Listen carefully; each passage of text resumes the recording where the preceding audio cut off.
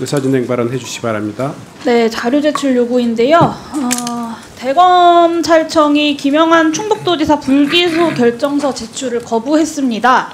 명예와 사생활을 침해할 염려가 있어서라고 하는데요. 저는 납득하기가 어렵습니다. 이게 제가 충북도지사의 개인적인 문제에 대한 형사 처리 결과를 알려달라고 하는 것이 아니라 이 참사를 막기 위해서 공적 책임을 다했는지를 점검하기 위해서 이 공적인 업무에 대한 그 불기소 결정서를 제출해달라고 한 것입니다. 근데 이게 어떻게 명예훼손일 수 있고 이게 어떻게 사생활 침해입니까? 그 불기소 처분도 사실 굉장히 미심쩍은데 국정조사를 하는 과정에 불기소 처분서도 제출을 안 하는 건 결국에는 지역검찰이 도지사 관련 눈치만 본다라는 것을 스스로 자인하는 꼴이라고 생각합니다. 반드시 제출해야 되고요.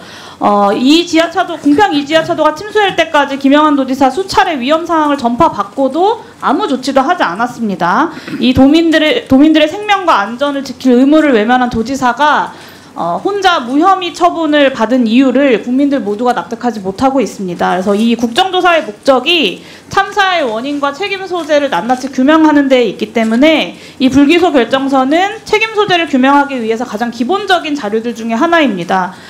이 국민의 생명을 최우선으로 하겠다라고 하는 새로운 정부가 출범한 이후에 치루어지는 오송참사 국정조사인 만큼 제대로 진행이 되어야 되고요. 그러기 위해서는 이 도지사에 대한 기본적인 자료가 제출이 되어야 합니다. 오늘 오전 회의 마치고 오후 회의 시작하기 전까지 대검찰청에서 이 불기소 결정서 반드시 제출할 수 있도록 위원장께서 조치해 주시기를 요청드립니다.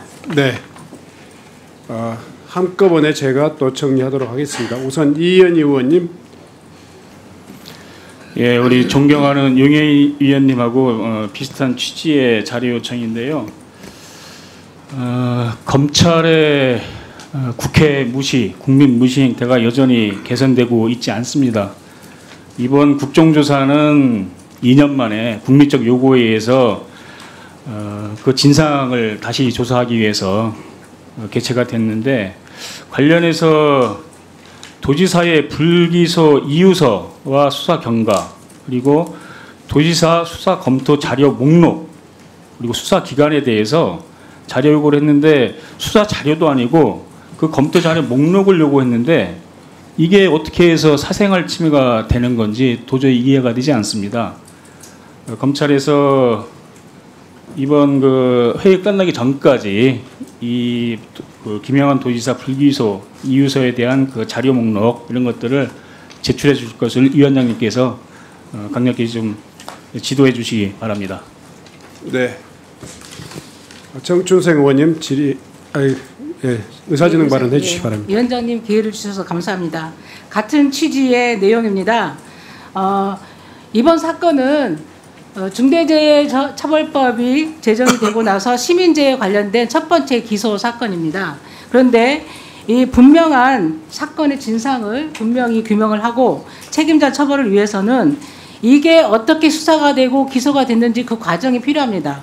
우리 의원실에서도 불기소 이유 통지서를 제출할 것을 요구했지만 사생활 침해할 염려가 있다는 이유로 대검은 제출을 거부하고 있습니다. 심각하게 국회의원들을 저는 무시하고 능욕하는 일이라고 생각합니다. 국회 증감정법에 의하면 국가안보, 특히 극히 예외적인 사유를 제외하고는 원칙적으로 모두 자료를 제출하도록 되어 있습니다.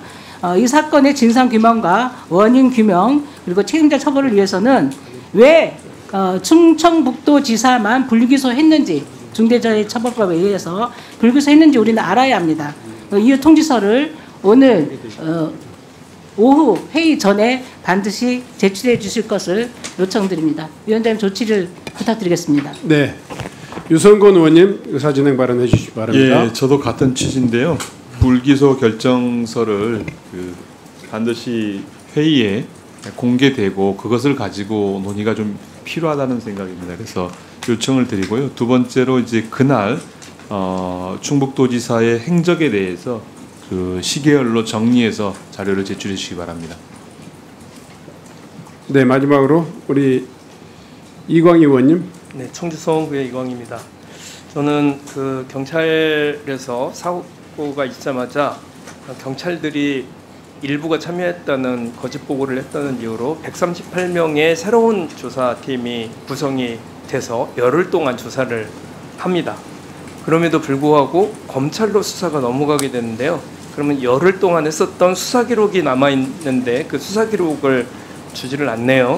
그리고 그 수사 기록하고 그 다음에 경찰 쪽에서 검찰로 넘어갔었던 그 사건 의견서, 그 다음에 수사 기록, 요거를 좀 주시기를. 그래서 그 의문이 풀려야 왜 경찰이 아니고 검찰이 이 수사를 담당하게 함으로써 김영환 도지사와 이범석 시장이 중대재해처벌법 수사에서 빠지게 됐는지를 알 수 있는 결정적 자료라고 생각을 하기 때문에 요 자료를 좀 주시기를 부탁드립니다.